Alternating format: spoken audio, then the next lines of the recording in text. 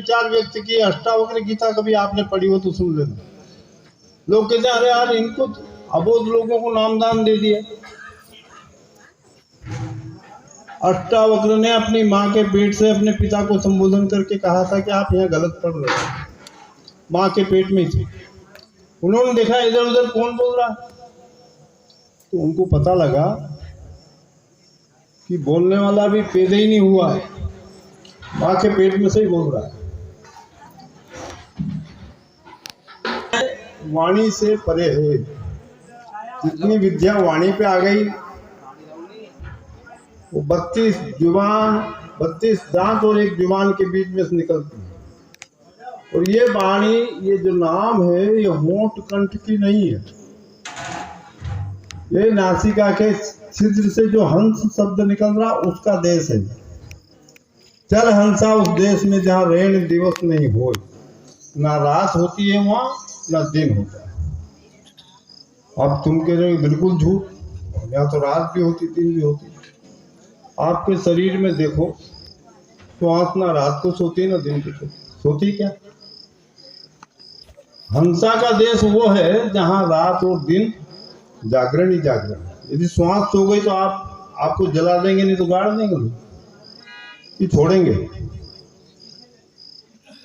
तो ये हंस का देश है और ये कर्म का देश। जो 20 उंगली है, 10 पांव की 10 हाथ की 20 उंगली, ये कर्म कर करके इतनी फंस गई है कि कर्म भरम से निकलना मुश्किल। एक कर्म से निकले दूसरे से फंस गए, दूसरे से निकले तीसरे से फंस गए। कोटि यज्ञ संसार में तासे मुक्ति न हो। करोड़ों यज्ञ किए। अश्वमेध यज्ञ का मतलब होता है घोड़े का। घोड़े को छोड़ा गया कि इसको जो पकड़ लेगा वो जीत जाएगा, हम हारेंगे। अब घोड़ा छोड़ा गया तो अश्व की बलि दी, तब यज्ञ सफल हुआ। आज मने बकरा, बकरे को बलि दी गई। उसकी गोमेध यज्ञ में गाय की बलि दी जाती है। नरमेध यज्ञ में अपने बच्चे की बलि दी जाती है। इसलिए 5 यज्ञ है, नरमेध, गोमेध, अजमेध और अश्वमेध। अश्व मने घोड़ा। पूरी धरती पे कितनी माता बहनें विधवा होती है, कितने बच्चे अनाथ हो जाते हैं जब अश्वमेध एक अश्व।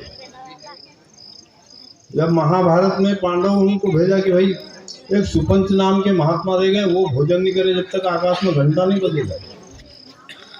तो दौड़े गए सब, अभी ले आते हैं उस सुपंच को उठा के। भीम ने कहा यूं उठा लाएंगे,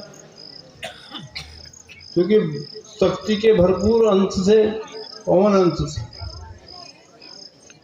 और इन्होंने जब महाराज जी के पास गए और उनसे कहा कि, तो उन्होंने कहा मेरी माला पड़ी है उठा लाओ। तो जब वो माला को उठाने गए तो उन्होंने उंगली से उठाना था, नहीं उठी। 2 उंगली लगाई, पूरा हाथ लगा, जब दोनों हाथ लगा दिए, वो माला उनकी जो सुपंच जी की नहीं है।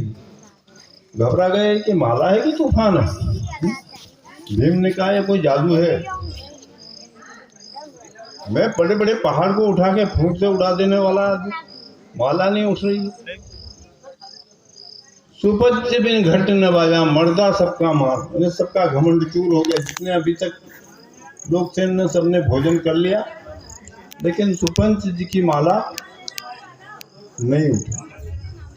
तब द्रौपदी गई 5 पांडवों के बाद। उन्होंने कहा कि महाराज मेरा यज्ञ सफल होना है, तो आपकी कृपा के बिना नहीं होता। सुपंच जी ने कहा कि भाई मैं ऐसा 100 अश्वमेध यज्ञ का फल दो तो मैं यहाँ से चलता हूँ। अरे कि महाराज हमारा तो एक ही यज्ञ सफल नहीं हुई, 100 अश्वमेध का फल आपको कैसे दे दें। अहंकार अभिमान बिडारा, घट का चौका कर लिया। जब अहंकार अभिमान नंगे पैर में आपके पास आई हूं, अपना सर्वस्व मान अभिमान में वहीं छोड़ के आ गई राजमहल, मैं तो नंगे पैर आई हूं।